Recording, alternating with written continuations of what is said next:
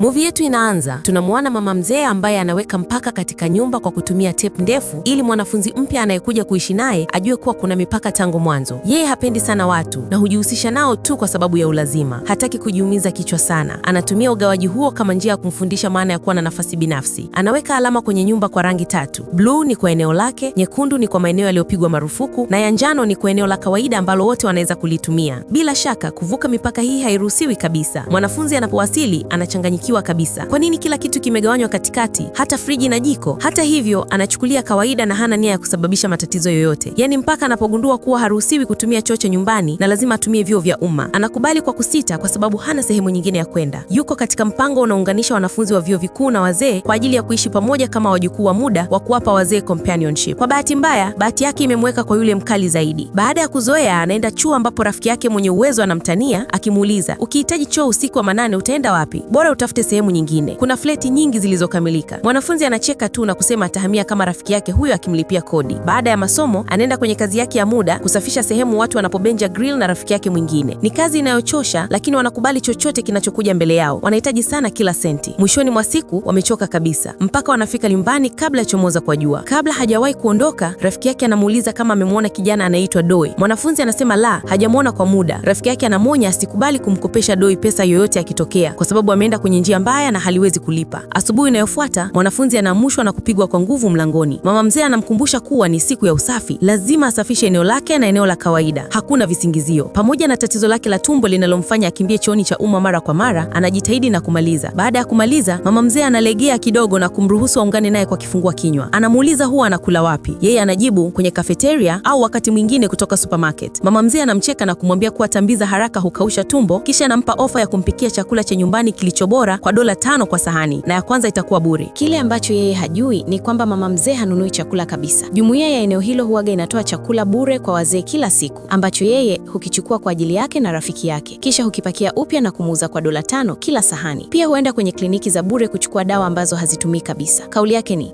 kama ni bure, chukua. Tunaweka hayo pembeni na kumfuata mwanafunzi ambaye ana mpango wa kwenda sinema na rafiki yake kwa kuwa hana zamu ya kazi. Ghafla, anapigiwa simu na mwanamke anayehitaji mtu wa kumwangalia mbwa wake wakati atasafiri. Kwa kuwa ni mwenye moyo mwema na hawezi kumkatalia mtu, anakubali. Hata kama wanyama hawaruhusiwi kwenye nyumba ya mama mzee, na yeye hata kuishi na binadamu hamtaki, sembuse mbwa. Hata hivyo, anamchukua yule mnyama bila kufikiria matokeo yake. Anatumia siku nzima na mbwa mtaani, akifikiri ataingia naye kimya kimya bila kugundulika. Lakini mbwa anabweka bila kuacha na kuarifu watu wote wa jengo hilo. Hana budi ila kumpeleka kwa mama mzee ambaye anafunga mlango usoni mwake. Bila kukata tamaa, anamsihi, akieleza ni kwa siku 3 tu. Mama yake mwenye mbwa ni mgonjwa na anakufa baada ya ajali. Mama mzee anamtukana vibaya, akimwambia anajitwisha shida za watu wengine na ataishi maisha ya mateso hivyo. Lakini mwisho wa yote, anakubali kubaki na mbwa, si kwa huruma, bali kwa kumtoza gharama, akimkumbusha kuwa hakuna kitu cha bure katika dunia yake. Mwanafunzi anafurahi mno na anamshukuru sana. Siku inayofuata, anamnunulia mbwa chakula, anamwangalia kwa uangalifu kuliko hata mwenye mbwa. Kisha anamkabidhi kwa mama mzee kabla ya kwenda masomoni. Mama mzee anamvumilia kwa shida. Anakaa chumbani kwake huku akimwacha mbwa sebuleni. Anatoka tu pale mbwa anapolia kwa njaa. Baadaye tunamwona mwanafunzi akitoka mbio chuoni ili kwenda kumtembeza mbwa, lakini njiani anakutana na Madam Seyo, rafiki wa mama mzee, akitembea kwa furaha kuelekea sinema akiwa na mwanafunzi anayemkalisha, wakimjali kama mjukuu wa kweli. Hilo linamfanya atambue labda ni mama yake mwenye nyumba tu ndiye hana huruma. Anapofika nyumbani, anatumia jioni mzima kucheza kwa furaha na mbwa. Inaonekana kama hatimaye amepata kitu cha kumfariji moyo. Siku inayofuata, anamwacha tena mbwa kwa mama mzee kabla ya kwenda darasani. Lakini safari hii mama mzee anaanza kuzoea hadi kufikia hatua ya kumbeba mbwa kwenye mapaja yake na kucheza naye. Usiku anaenda kutembea ili kutuliza mawazo. Bila kutarajia anakutana naye akirudi na mbwa, naye pia akiwa ametoka matembezini. Hapo anamuuliza, hii ni nini sasa? Nimekuroga au vipi? Kwa nini nakukuta kila sehemu kama kivuli changu? Hivyo basi, baada ya siku 3 kupita, Han anamrudisha mbwa kwa mwenyewe. Cha ajabu, mama mzee anaguswa moyoni kwa sababu tayari alikuwa amezoea uwepo wa mbwa, lakini anaweka uso mgumu na kumwambia Han amechoshwa na mbwa na hata yeye pia. Lakini mara tu Han anapotoka, anakaa kwa huzuni akitambua kuwa atabaki peke yake tena. Han anamrudisha mbwa na kumpa yule msichana ushauri kadhaa juu ya namna ya kumlea vyema kwa sababu sasa ana uzoefu. Msichana anamwambia atampigia akikwama, akisema ni mara yake ya kwanza kumlea mbwa na hajui cha kufanya. Baada ya siku chache, Eugene anataka kumtoa mbwa kwenda matembezini na anampigia simu Han ili aongozane naye. Han anafurahi sana, siri akiwa anampenda, lakini anaona aibu kusema. Hata anapanga nywele kwa ajili ya tukio hilo, akijivunia akidhania kuwa angalau sasa ana jambo la kujipamba. Lakini Tai, rafiki yake mcheshi, hamuachi, akisisitiza kuja naye ili aone Han anamvutiwa na nani. Wakati huo huo, mama mzee anaendelea na ratiba yake ya kusoma vitabu vyake vya chuo kwa ajili ya profesa wake. Kisha anabadilisha nguo ili kuendelea na kazi yake. Baada ya mapumziko ya siku 3, anaenda kukusanya makaratasi na chupa zilizotupwa katika barabara yake ya kawaida, lakini anakuta mwanaume mwingine tayari ameanza kukusanya huko. Akiwa na hasira, anamkabili akimtangazia barabara hiyo ni yake. Anamwambia kuwa anachokifanya ni wizi, kwamba kama yeye angeingia kwenye eneo lake angeanzisha vita. Yule mwanaume anasema hakujua, akisisitiza kwamba alikuta vitu pembeni ya barabara, sio mali yake. Lakini mama mzee anamjibu kwa ukali, akisema taka za maduka kwenye barabara hiyo huwa ni zake kila siku, na anamwamuru asionekane tena mahali hapo. Anachukua tena maboksi yake na mwishoni mwa siku anayapeleka dampo na kuyauza kwa kiasi kidogo sana ukilinganisha na nguvu aliyotumia. Usiku huo anaenda kumtembelea rafiki yake na kumkuta akilalamika kwa uchungu kuhusu mwanaye ambaye hamjali kabisa. Anasema siku moja wiki iliyopita aliugua sana usiku wa manane karibu afe, na alipompigia mwanaye kumwomba msaada, alichofanya ni kutuma ambulance badala ya kuja mwenyewe. Mama mzee anapuuzia jambo hilo akisema, angalau anakutumia pesa kila mwezi, huhitaji kufanya kazi katika umri huu, furahia hilo, lakini wewe hakuna kinachokuridhisha. Sitaki kusikia malalamiko yako tena. Saa chache baadaye, Han anarudi nyumbani na kugundua kuwa Doi alikuwa akiulizia hadi akamfuatilia mpaka hapo. Han anajaribu kumkwepa akimwambia hana pesa. Doi anaonyesha kuumia akisema amekuja tu kumuona rafiki yake wa zamani, kwa kuwa usiku umeingia anaomba alale kwake. Han anakataa akisema mama mzee anayemuishi naye hawapendi watu na hata kubali kamwe, lakini Doi anamshawishi akiahidi kwamba wataingia kimya usiku na kuondoka mapema asubuhi. Han, kwa sababu ya wema mwingi na kushindwa kukataa, hatimaye anakubali. Mambo yanaharibika haraka pale ambapo Doi anaingia chooni na bahati mbaya mambo yanamkuta humo humo. Wakati huo huo, mama mzee anaamka na kumkuta akiwa na hasira kali, anawafukuza wote nje. Doi anakimbia huku Han akimkimbiza nyuma, akimpa kila senti iliyodaki ili aweze kupanga chumba cha kulala usiku huo. Han kisha anarudi kuomba msamaha akifikiri swala limekwisha, lakini mama mzee bado ana hasira, akimshutumu kuwa amemuingizia mgeni ili wamuibie. Han anatetea rafiki wake akisisitiza kuwa hakufanya kosa lolote zaidi ya kutumia choo. Mama mzee anazidisha akiwaita genge la wahalifu na kumwamuru ahame ndani ya siku 2. Safari hii Han anachoka, anamjibu kwa sauti ya juu kuwa ataondoka. Anamwambia kuwa yeye ni mgumu mno, hawezi kula, kunywa au hata kupata nafasi ya kujisaidia kwa amani. Hakuna mtu anayeweza kuvumilia kuishi na wewe kwa dakika 3, sembuse miezi 3, anasema. Siku inayofuata Han anaenda chuoni akiwa hana pa kwenda. Baada ya masomo, mvua kali inanyesha ikizidisha hali yake kuwa mbaya zaidi. Wakati huo huo, mama mzee anasukuma toroli lake, mvua ikimnyeshea. Maboksi yake yanaloana na kuanguka chini, kisha mwanaume aliye nyuma yake kwenye gari anaanza kumshambulia, hata anamsukuma. Han akiwa anapita anaona na anakimbia kwenda kumtetea. Ugomvi uliishia wote wawili kukokotwa hadi kituo cha polisi. Huko askari anaomba vitambulisho na anamwambia Han ampigie simu mtu wa familia aje kumtoa. Han anakaa kimya. Askari anaangalia taarifa zake kwenye mfumo na kugundua kuwa Han ni yatima ambaye hana ndugu yoyote aliye hai. Mama mzee anashangaa sana, hakuwahi kujua. Anaweka mstari mbele kwa askari akisema Han anaishi naye na anaweza kumthibitisha, jambo ambalo askari analitafsiri kuwa yeye ni bibi yake. Wakati huo huo, video ya mwanaume aliyemshambulia inaonyeshwa na askari anamkemea vibaya, akimsifu Han kama jasiri na kusema ni bahati kuwa hakuzikwa pale pale. Wanaporudi nyumbani, mama mzee anapika chakula ili kupatanisha mambo kati yao. Wanakula pamoja wakisameheana kwa kutokuelewana na hatimaye wanapatana kabisa. Siku inayofuata, Han anaenda kazini na rafiki yake akimweleza kilichotokea na Doi. Rafiki yake anamkemea kwa kutomsikiliza. Alishamuonya asiamini Doi kamwe. Sahau kuhusu hizo pesa, anamwambia hutaziona tena. Baada ya kazi, wanakula kwenye mkawa wao wanaopenda, wakikumbuka maisha yao ya utotoni katika kituo cha yatima, wakihusudu watoto waliokuwa na familia, walioweza kukaa pamoja wakila chakula safi na cha moto. Baadaye, Han anamletea mama mzee zawadi, virutubisho vya kuongeza nguvu kwa sababu ameanza kuona afya yake ikidhoofika. Mama mzee anafurahi sana na anaahidi kumtendea Han vizuri kuanzia sasa, akitambua moyo wake mwema. Siku inayofuata, wanatoka matembezini pamoja. Wakiwa njiani, wanakutana na Madam Seo na mjukuu wake. Wanakubaliana wote waende bustanini kesho kwa ajili ya picnic. Hata kama mama mzee anajifanya kupuuza jambo hilo kama upuuzi, moyoni ana shauku kubwa. Anaanza kupika chakula kingi na vitafuno vya kubeba, akiwa na hamu ya siku hiyo. Kesho yake, Madam Seo anafurahi sana rafiki yake hatimaye kutoka katika ganda alilojifungia. Anamwambia ni wazi kuwa kijana ni mwema kwa sababu tayari amembadilisha kiasi hicho. Anasema anatumaini aendelee hivyo ili waweze kutoka mara nyingi, kufurahia maisha kidogo na kuona ulimwengu kabla hawajafa. Wote wanakaa pamoja, wanakula na wanapiga picha. Siku hiyo inageuka kuwa nzuri, yenye wepesi na furaha nyingi. Lakini wanaporudi nyumbani, mama mzee anarudi kwenye tabia yake ya ukali, akimpa Han basara zake kuhusu maisha. Anamwambia jambo muhimu zaidi ni kujifunza kusema hapana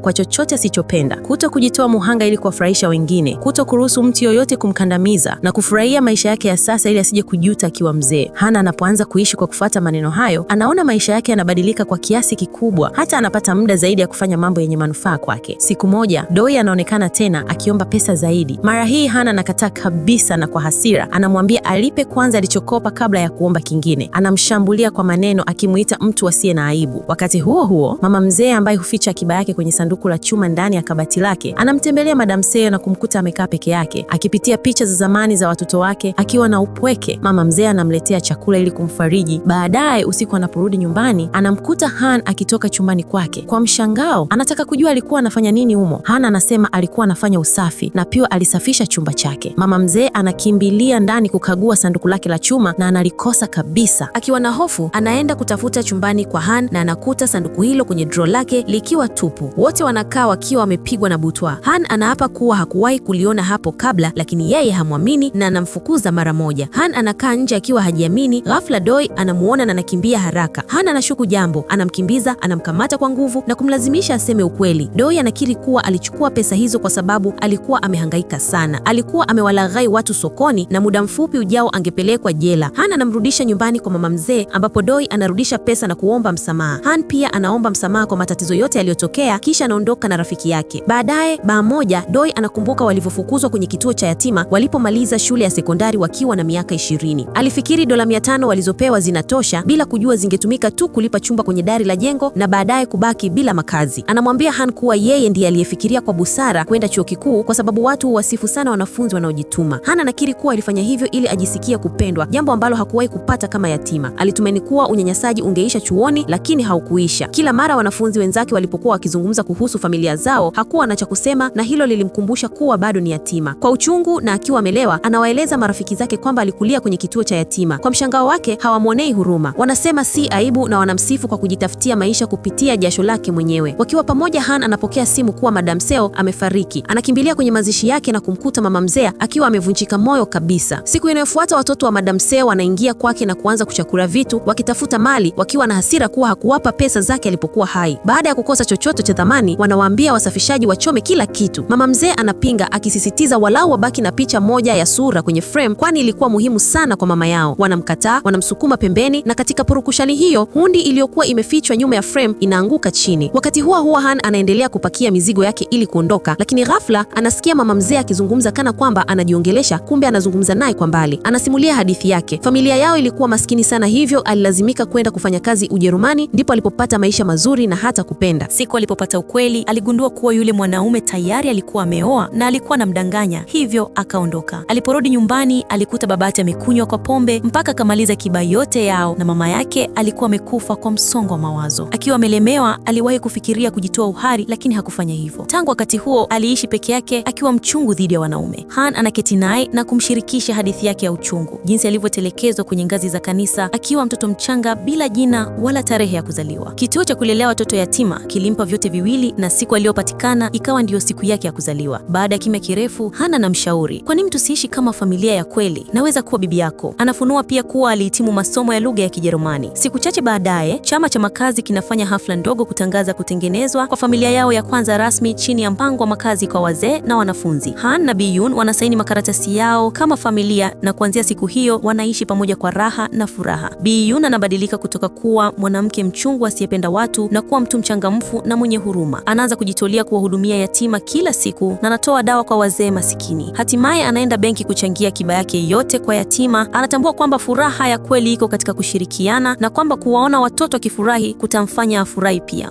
Na huu ndio mwisho wa movie hii.